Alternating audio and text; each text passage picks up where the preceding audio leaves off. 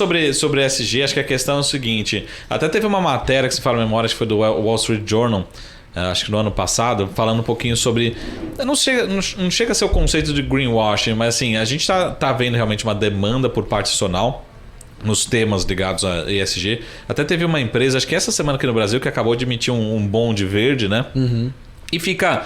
Realmente você tem um prazo maior, você tem um custo... A Suzano emitiu um tempo atrás um bônus verde com juros ridiculamente baixos, acho que foi 3 ou foi 3,50% ao ano, com metas ambientais, né? Então acontece assim, o bônus verde está cada vez mais forte. E tem essa demanda, né? Tem essa demanda cada vez maior. Mas a crítica desse artigo, que era o seguinte, muitos dos fundos eram os mesmos fundos, né? O mesmo fundo que compra as mesmas ações, só que aí para ele ter esse mandato para receber esse capital, esse recurso, ele só colocava lá um hedge fund, não sei o que, ESG, né? É o mesmo fundo, né? Então, justamente isso. Qual será que realmente é a realidade, né, do ESG? Quanto que as companhias estão procurando mesmo o ESG? Ou será que estão procurando só porque o custo estão começando a bater no bolso? Pô, o custo capital pode ser mais baixo, né? Você colocou uma coisa sensacional. Saiu um artigo recentemente da Harvard Business Review que diz assim: as empresas quando elas estão caçando dinheiro, tem um prejuízo, alguma coisa, elas estão aumentando muito a utilização de jargão do ESG.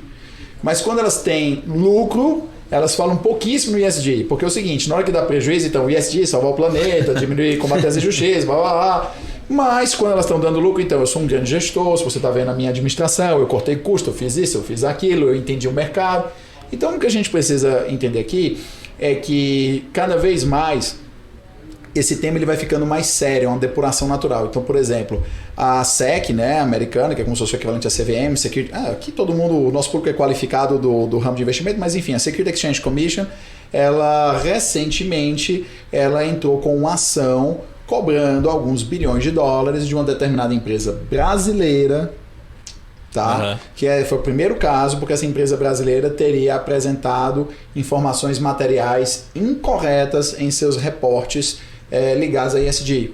Então, por conta disso, isso teria feito com que investidores americanos teriam sofrido perdas na aporte de recursos nessa empresa brasileira, e por causa disso eles estavam cobrando alguns bilhões de dólares lá no Southern District of New York, né, que é uma corte federal, estavam cobrando lá dinheiro dessa empresa brasileira. Então, nesse caso, você tem que, quando essas autoridades elas começam a efetivamente cobrar que esses reportes de ESG sejam reportes verdadeiros e começam a haver punições, você vai começar a perceber que é uma questão de tempo em que você tem uma diminuição aí do greenwashing e do ESG washing como um todo. Muito bom. Até teve uma frase de uma companhia aberta, mas independente aqui de citar o nome não, mas que nem se falou lá no comecinho, né? As empresas estão focadas em gerar lucro, né?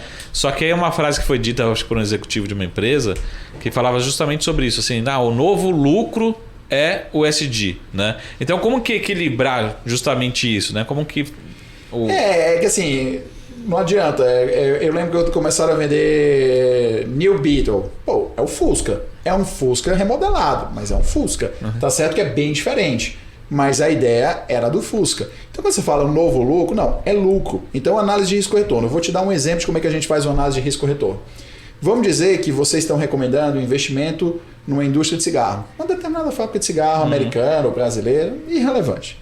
Aí vocês começam, em um determinado momento, a dizer para os consumidores, para os clientes de vocês, não recomendamos mais o investimento nessa empresa. Aí eu vou perguntar por quê.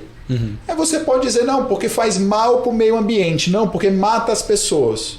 Isso não é análise de risco-retorno. O que é uma análise de risco-retorno? Porque ao longo do tempo a taxação de cigarro aumenta. Porque ao longo do tempo o número de processos judiciais contra a indústria tabagista cresce. E isso faz com que os papéis tenham retornos decrescentes, ainda mais que você tenha entrado com cigarro eletrônico, com aqueles vapors, né, que chama.